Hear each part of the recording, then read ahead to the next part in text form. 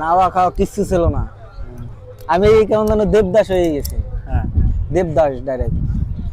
কেমনে গেল? তা- কয় বছর প্রেম করছেন? আমি কইছি না, আমি জীবনের ফার্স্টের যে সময় আমি কেজি স্কুলে যাই, সে সময় ম্যাডামের মায়ের লগে আমি প্রেম করছি। আমার স্কুলের টিচারের মায়ের লগে প্রেম করছি। করার পরে সেবার গেলাম হাই স্কুল, এই প্রাইমারিতে যাইয়া একটা ছেলের লগে প্রেম করলাম, নাম মাকসুদ। প্রাইমারিতে প্রেম? হ্যাঁ, প্রাইমারিতে প্রেম, ফ্রিতে থাকছি। মাশাআল্লাহ। আমরা সাইডে বন্ধু রইলাম, তা সাইডে বন্ধু সাইডে মাইয়ের ভাগ করে নিলাম, তুই এইটা। তা হেরা এরকমের করতে বেরো নাই। আমি যেটার বাস কিনে নিলাম, তার নাম ছিল মাকসুদা। এর মামু বাড়ি আবার ওই জায়গা।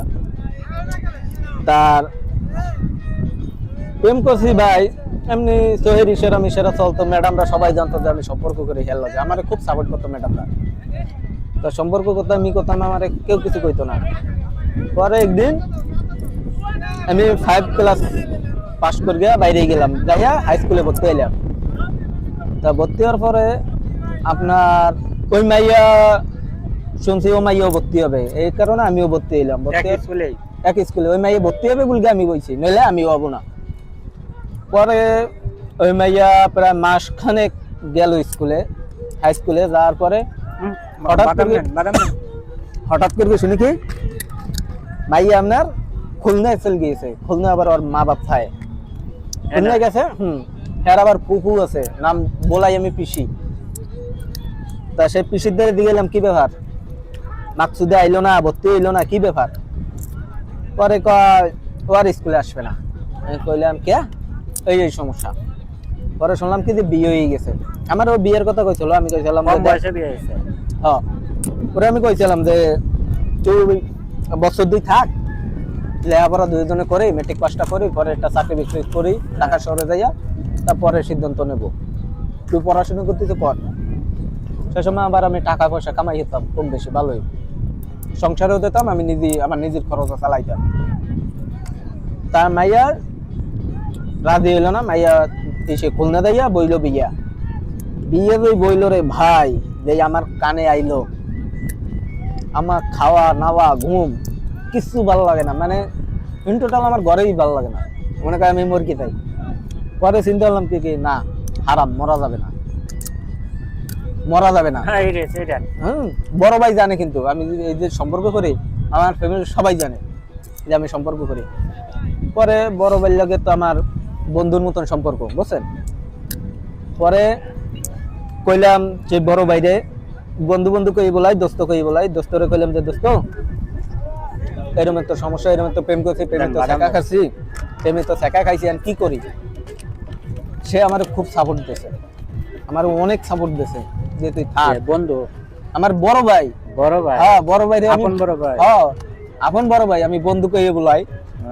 তা সে আমার দ্বারা সবকিছু শেয়ার করে, আমিও করি হের দ্বারে।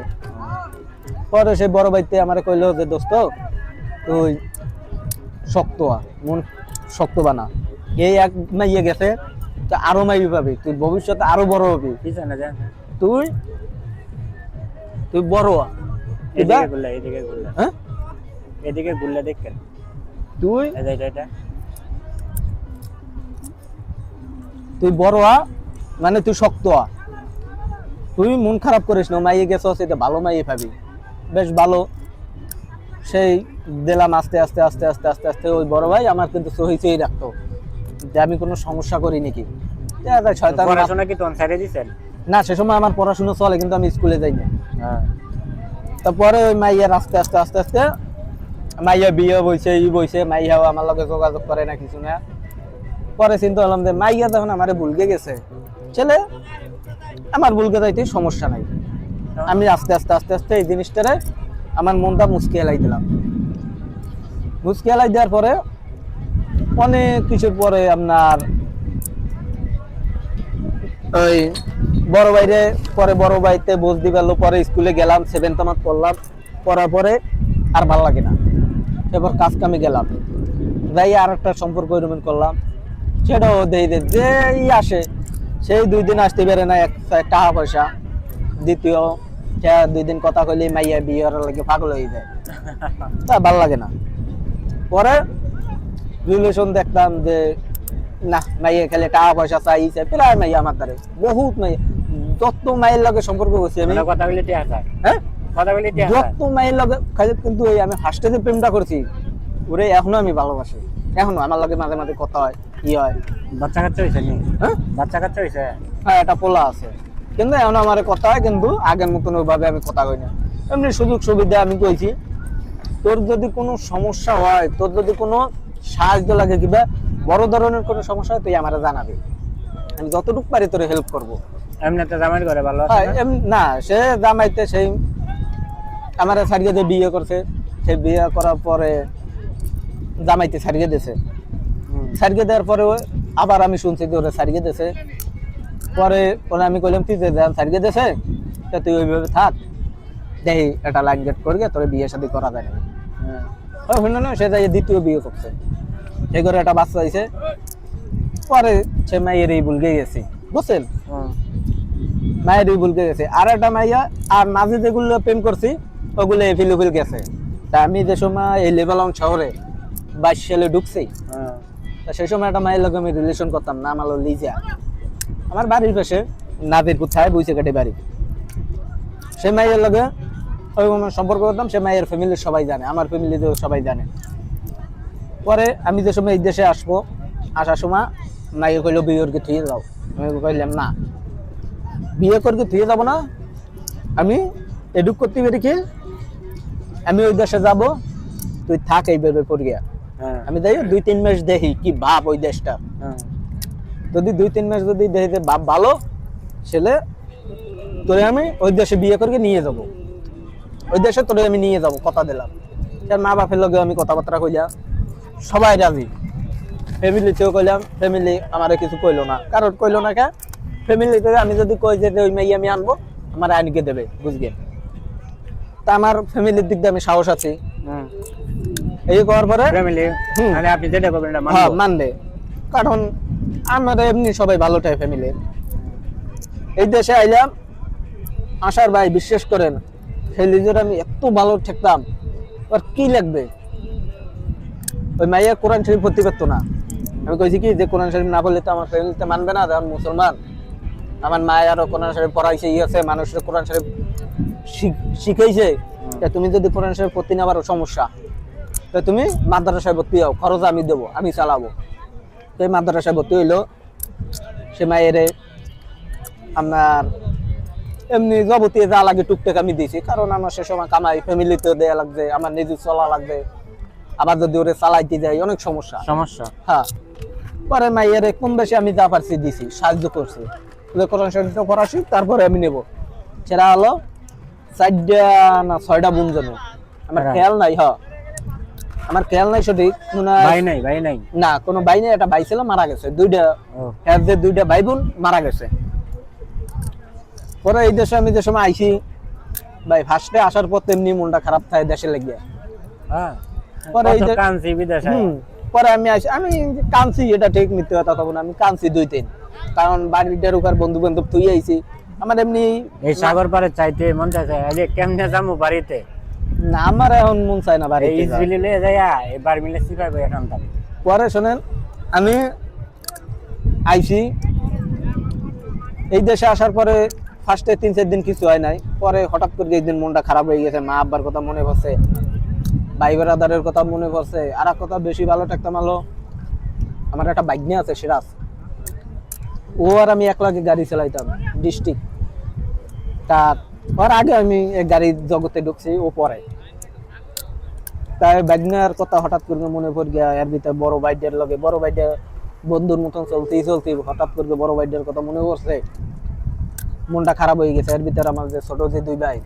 এরা সবাই মানে আমরা বন্ধুর মতন চলতাম আমরা 4 ভাই বন্ধুর মতন সবার কথা সবাই জানতো কেটা কার লগে রিলেশন করে কি করে আমার ফ্যামিলি দিয়ে ডাইরেক্ট একটা বন্ধু ফ্যামিলি তারপরে আইলাম এই দেশে আসার পরে ভাই বিশ্বাস করেন 10 দিন পরে শুনি কি যে ওই মায়ের বিয়ে আল্লাহ আল্লাহ আমি কষ্টে দুঃখে আমি কি যে করবো আমি মানুষের সামনে বসে কাঁদতাম না আমি সিফাই যাই কাঁদতাম কেউ বুঝতে দিতাম না বাড়িতে ফোন দিতে কথা কইতাম হাসি খুশি আর মনের কষ্ট আমি কেউ বুঝতে দিই না অন্তত পক্ষে ফ্যামিলিতে পরে কাঁদতাম ইয়েতাম পরে ওই মায়ের লোক অনেকদিন কথাবার্তা কইছি মাই আমার চিনেই না, চেনে না কিছু না। তা অনেকদিন আমি পরের দাদা খবর শুনতাম যে মাইয়ের বিয়ে হয়েছে ঢাকায়, ঢাকায় বিয়ে হয়েছে। তা ঢাকায় বিয়ে হয়েছে ইয়ে হয়েছে এই সমস্ত শুনগে টুনগা জামাইরে টামাইরে দেখলাম। হঠাৎ করে একদিন দেখাইলো আর বাড়ির পাশের এক লোকে ছবি দেখাইলো আমারে, হলো ভালো। তো সে সুখ জ্ঞান সে বয়স কিনেছে, চলে আমার জায়গায় কিছু করার নাই। গেল হঠাৎ করে শুনলাম কি সে মায়েরে বিয়ে করছে বলে কিন্তু খাইতে দে না, খাইতে দে না, কিছু না, জামা কাপড় কোনো আশাক পোশাক কিছু দে না, জামাই? হ্যাঁ জামাইতে দে না আমারে।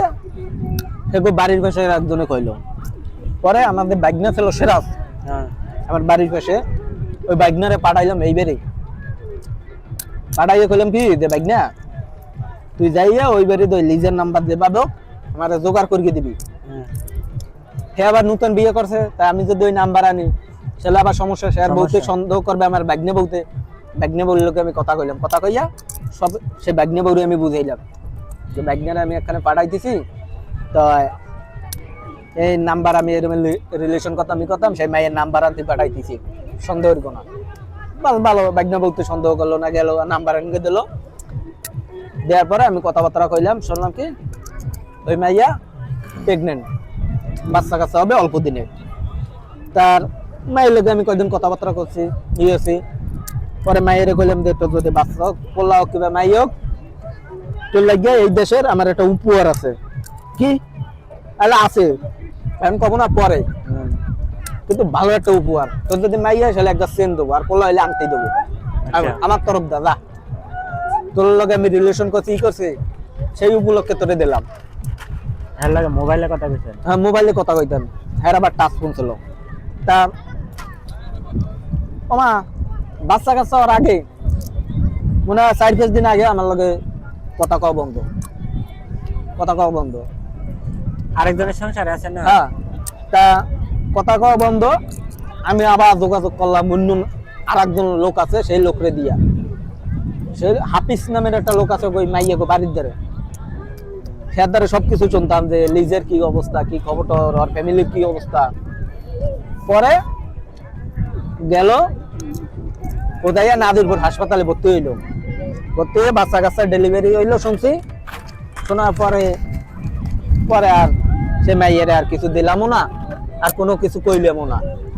কিন্তু এই দুইটা প্রেমে আমি যে ছেঁকা খাইছি, এই ছেঁকা খাইয়া আমি জেলাপির মতন বেকা হয়ে গেছি, বুঝছেন ভাই।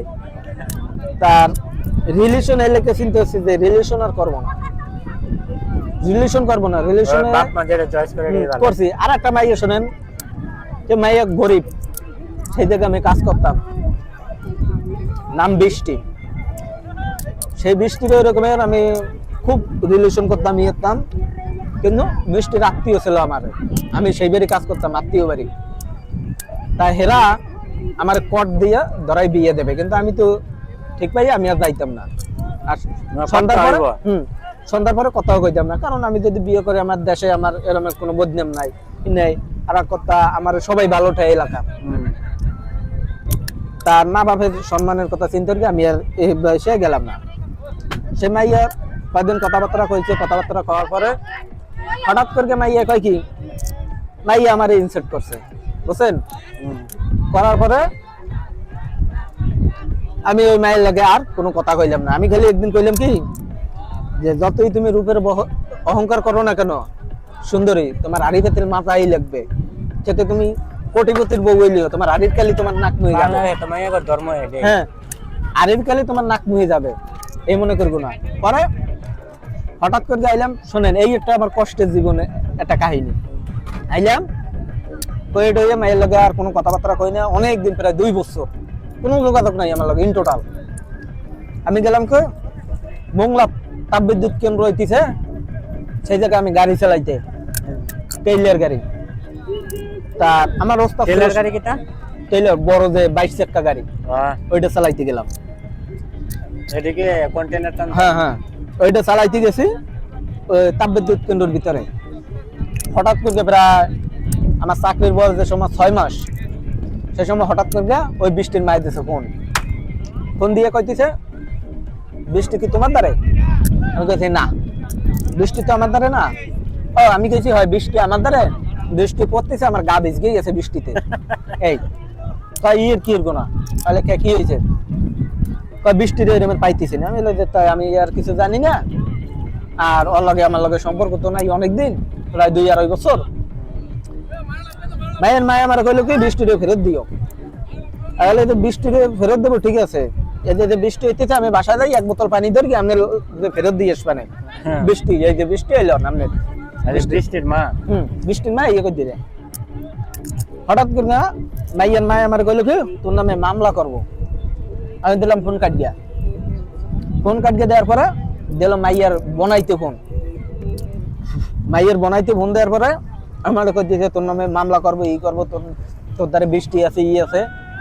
পরে আপনি কি আসলে জানেন না বৃষ্টি কই? আমি কিছু জানি না রে ভাই, আমি 2 বছর কথা কই না, তা মাইয়া কোথায় আছে কিভাবে আছে আমি কি জানি? আমি তো আর জানি না।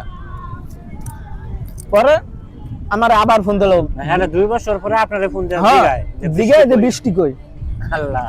পরে মাইয়ার মায় আবার ফোন দিল, দিয়ে কয় তোর নামে শিশু পাচারের মামলা দেবো। তাহলে একটা কাজ করেন কি, নারী নির্যাতন, নারী নির্যাতন, শিশু পাচার আর দেবেন হলো ইফটিজিং কেস, যৌতুক মামলা। এই 4টা মামলা দেবেন। আমার বাপের দা আছে, আমার 14 গোষ্ঠীতে বেশকে মামলা ছাড়াইতে পারবে না, আপনি দিয়েন, আপনি দিয়েন। পরবর্তী ইয়ে করার পরে আরো আছে বাদাম আছে আপনার প্রায় দিয়ে দেন। কত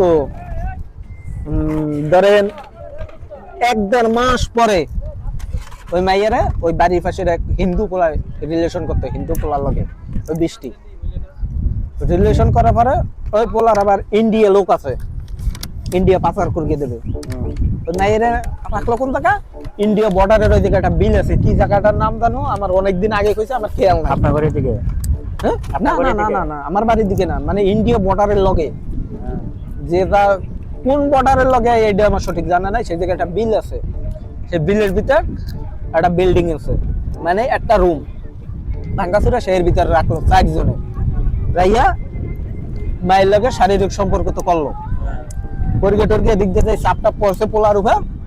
একদিন রাত্রে আজকে বাস বাইরে না ফেনাখালি বাজারের ভিতর একটা বট গাছ আছে, ওই বট গাছের গোড়ায় মাইরে ফালাই তুই চলে গেল হেরা সেই পোলারা। হ্যাঁ, পরে খবর তো আমার কানে আইছে, ওই বাড়ির পাশে ওই যে মানে বনাই